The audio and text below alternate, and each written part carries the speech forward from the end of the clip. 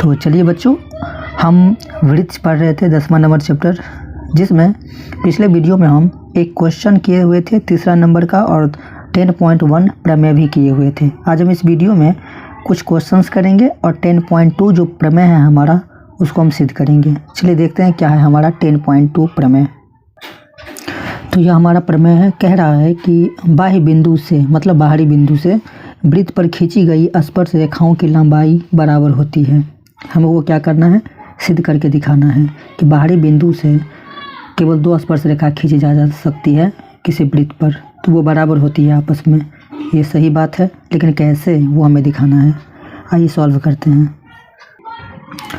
यह हमारा एक वृत्त है और यह बाहरी बिंदु है। तो किसी बाहरी बिंदु से जो हम टी नाम रखे हैं, ठीक, उससे 2 स्पर्श रेखा खींची जाती है, ठीक, वो आपस में क्या होती है, बराबर होती है। वही हमें सिद्ध करना है।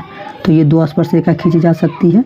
ये हम रचना किए हैं, यहाँ से लेकर यहाँ तक एक हम क्या किए, एक रेखा खींचे। ये केंद्र होता है जिसका नाम ओ रखे।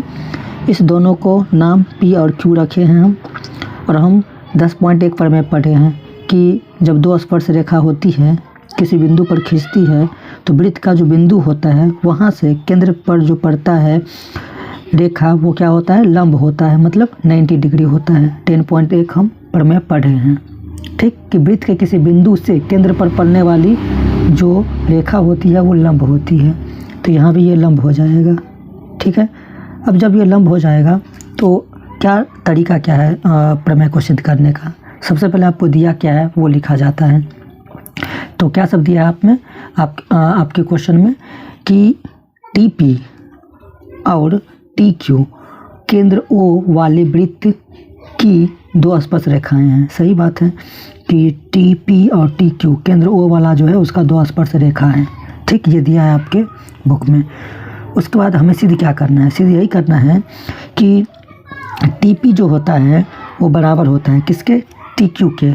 तो वो आपको लिखना पड़ेगा, जो भी सिद्ध करना होता है वो आपको लिखना पड़ता है, ठीक है।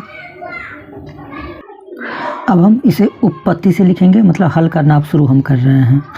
तो हम लिखेंगे वही चीज़ जो हम आपको बोले हुए थे कि वृत्त के किसी बिंदु पर स्पर्श रेखा स्पर्श बिंदु से जाने वाली जो त्रिज्या पर लंब होती है। वही बातें जो हम आपको बताए हुए थे कि 2 स्पर्श रेखा जो होती है उस स्पर्श बिंदु से और केंद्र पर जो पड़ती है रेखा वो लंब होती है, मतलब 90 डिग्री का होता है।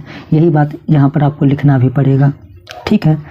अब यहाँ पर हम देख रहे हैं कि इसके अकॉर्डिंग तो हम ये कह सकते हैं कि हमारा कोण ओ पी टी, कौन सा कोण ओ पी टी, ये कोण और ये वाला कोण। तो इस कोण को कैसे दर्शाएंगे हम, कोण ओ क्यू टी, ये वाला कोण।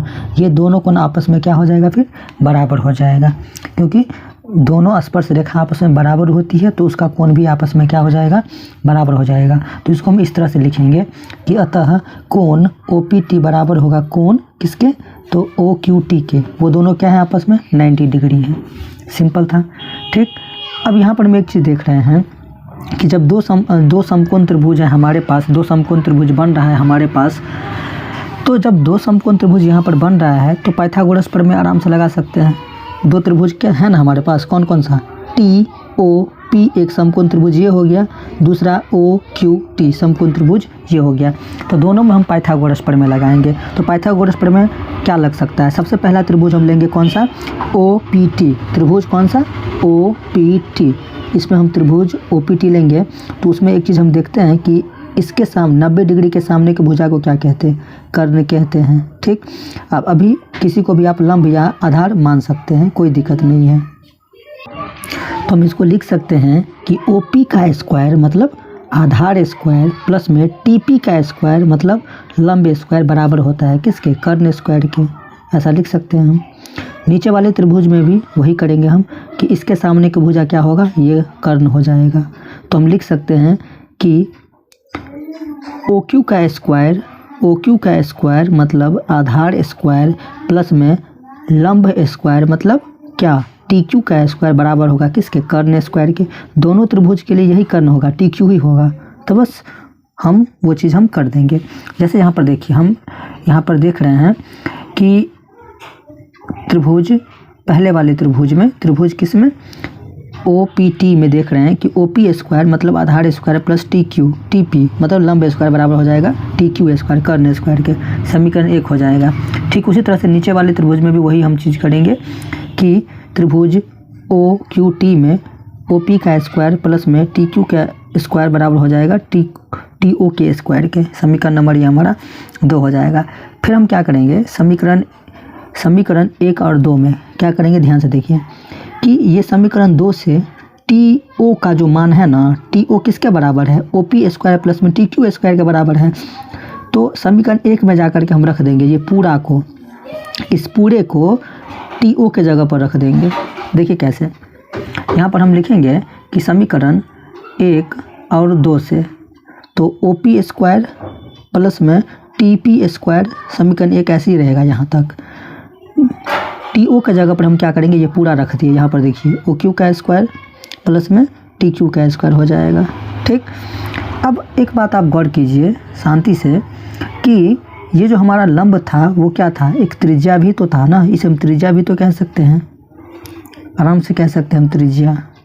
ठीक है, मतलब हम कह सकते हैं कि ये जो हमारे पास था, ये जो हमारे पास है एक चीज़, यहाँ पर देख रहे हैं हम कि ये जो है ये क्या है, हमारा लंब क्या है, एक त्रिज्या भी तो है ना, इसको त्रिज्या भी तो कहते हैं हम ना, केंद्र से परिधि तक की दूरी की त्रिज्या कहते हैं। तो ये त्रिज्या आपस में क्या होगा, बराबर होगा। तो उसके अकॉर्डिंग हम ऐसा लिख सकते हैं कि R स्क्वायर जो है, R स्क्वायर प्लस में TP स्क्वायर बराबर में R स्क्वायर प्लस में TQ स्क्वायर, वही त्रिज्या को हम लिखे हैं। ठीक है, वो त्रिज्या भी क्या होगा, आपस में बराबर हो जाएगा। तो यहाँ से हम अगर मैं R स्क्वायर से अगर मैं R स्क्वायर को काट दूँ तो बचेगा क्या, TP बराबर में TQ बच जाएगा। यही आपको सिद्ध करना था। उम्मीद करते हैं कि आप समझ गए होंगे यहाँ तक। ठीक, चलिए नेक्स्ट देखते हैं क्या है क्वेश्चन आपके मोबाइल स्क्रीन पर।